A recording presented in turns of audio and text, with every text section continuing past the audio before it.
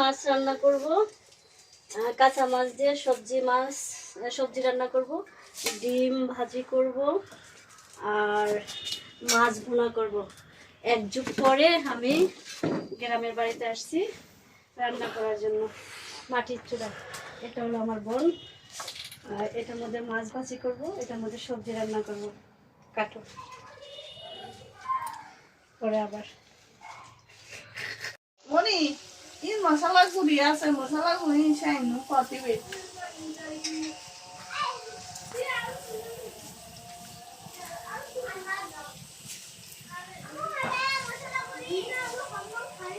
মাছগুলো ভাজতেছি, সবজি দিয়ে মাছ দিয়ে রান্না করব।